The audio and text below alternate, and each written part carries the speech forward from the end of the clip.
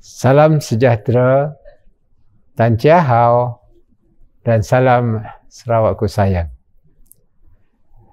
Bagi pihak saya sendiri, isteri dan serta keluarga saya ingin mengucapkan Kong Hei Fa Chai kepada seluruh anak Sarawak daripada kaum Cina bersempena Tahun Baru Cina pada tahun ini.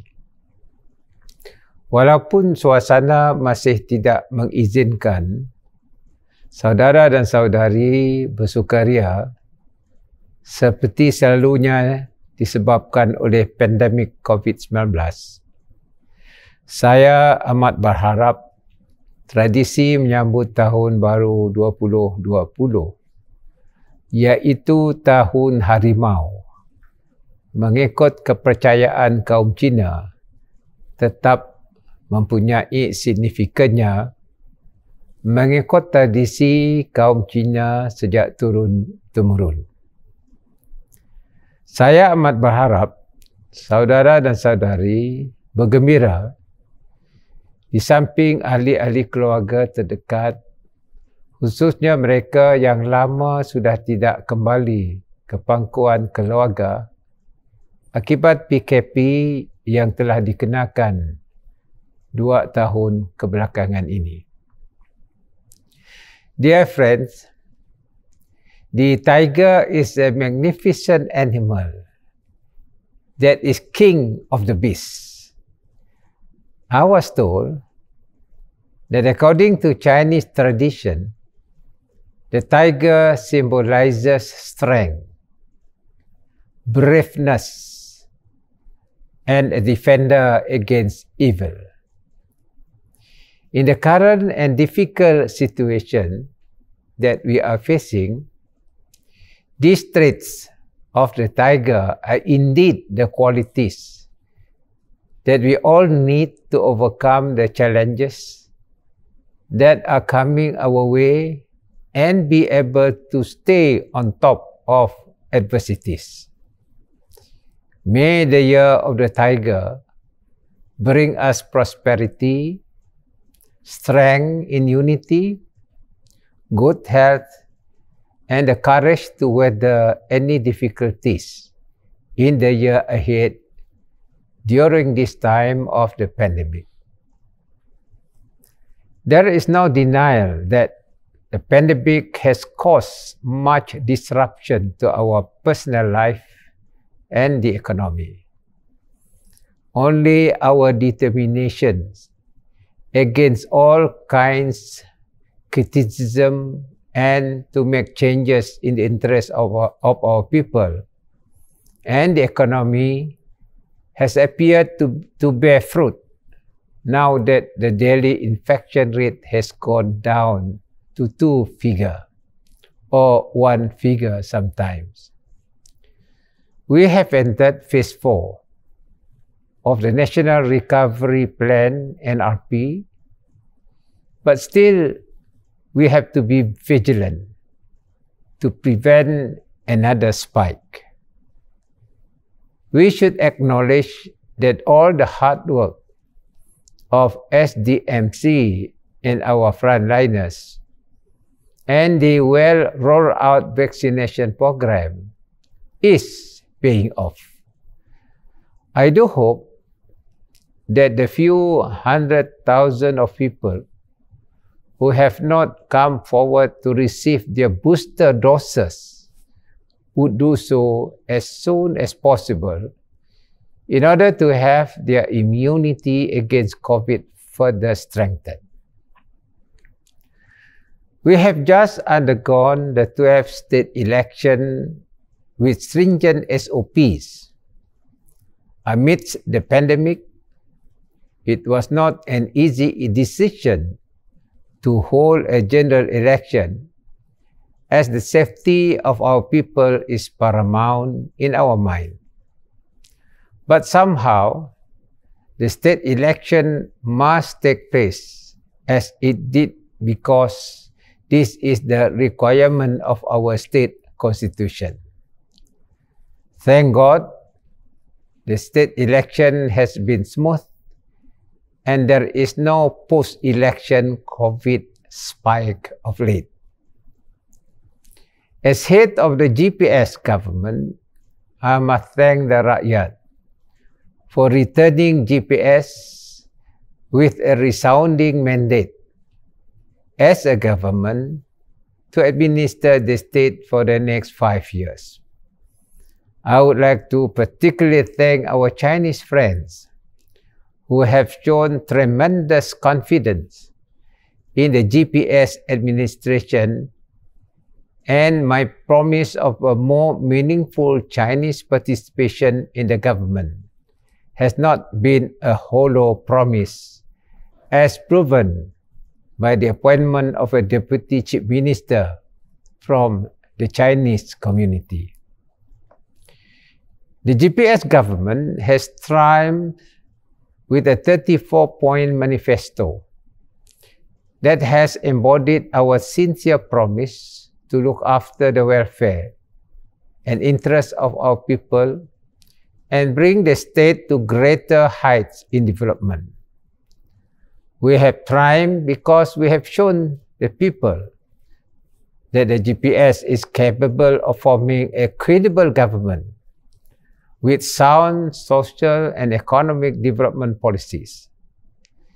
Please be rest assured that my administration will do our level best to fulfill to our people what we have promised to them in the manifesto and stay on track to become a developed state by 2030 as strategized in the post-COVID-19 Development Strategy 2030 or PCDS 2030 with a 6 to 8% growth until 2030. To be able to achieve that high rate of growth is a tall order, but I am confident that with the solid support of the Rakyat and the efficacy of our state civil service, Sarawak can become a digital economic power, boast of excellent infrastructure and utilities, and the people enjoying high income. It is not impossible to achieve if we are all focused on achieving what we have set out to do.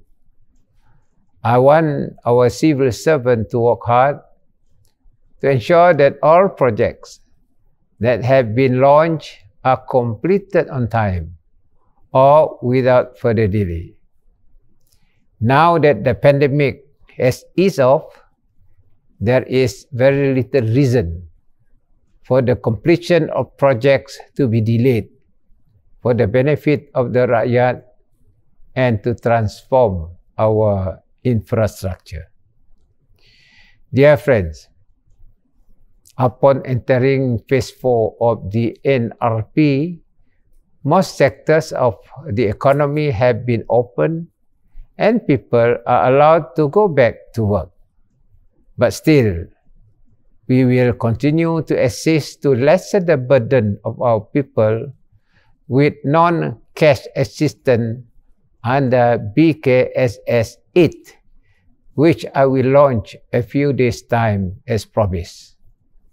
Thank God, Sarawak is able to continue with the non-cash assistance, such as discount to services, which people in other areas are not able to enjoy. Our revenue re-engineering has enabled the state to bring in more revenue that are returned to the Rakyat in many forms, including the various assistance under BKSS 1 to BKSS 7. Needless to say, development needs proper planning and the will to drive its implementation. The Batu Kawah area in Kuching is a case in point, which have seen considerable development in the past few years because there has been a genuine desire and the political will to turn the area into another vibrant part of Kuching City. In the same vein, and with the same genuine spirit towards progress, I sincerely hope that we can also turn the Bukit Aseh area in Cebu into a completely new and thriving part of downtown Central Business District in Cebu. The Land Custody and Development Authority (LCDA) have been entrusted to spearhead the task to revamp the 500-acre low-lying waterlogged part of Cebu into a modern cityscape that is designed to attract investment and uplift the economy of Cebu to the next level. It is not an easy task and will certainly take more than a decade to realize. But again, with a strong political will, I believe it can be done for the benefit of the people of Cebu and Sarawak as a whole.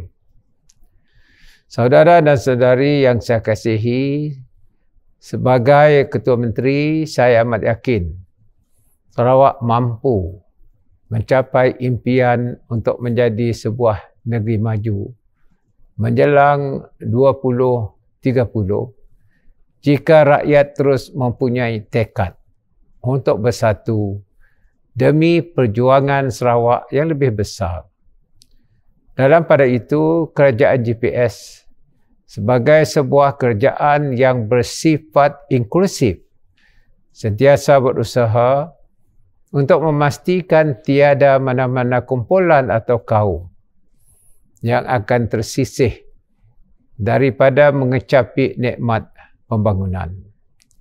Berani saya menyatakan bahawa tiada negeri lain mahupun di peringkat persekutuan yang memperuntukkan lebih 60% daripada bajetnya untuk membangunkan kawasan luar bandar. Ini berlaku hanya di Sarawak. Walau bagaimanapun, kawasan bandar tidak juga dibiarkan dengan alasan semua sudah mencukupi di bandar. Bandaraya, bandar dan pekan perlu dimodernkan dengan kemudahan, khususnya sistem pengangkutan awam dan pewujudan bandaraya pintar atau smart cities. Sebagai penutup, saya menyeru kepada saudara dan saudari untuk terus berusaha ke arah memperkukuhkan perpaduan dalam kalangan kita yang mempunyai pelbagai agama, bangsa dan budaya di bumi kenyalang yang tercipta ini. Kita tidak dapat mengunjung seperti biasa, tetapi ini tidak menghalang kita untuk terus mengeratkan tali silaturahim antara kita dengan memperkukuhkan semangat saling hormat menghormati antara satu sama lain. Akhir kata, sekali lagi, saya mengucapkan selamat Tahun Baru Cina 2022 dan semoga kita beroleh kesejahteraan dan dikurniakan dengan kesihatan yang baik. Saya bagi pihak keluarga, sekali lagi mengucapkan Kang Hi Facai, Xin Yang Kuala. Sekian, terima kasih.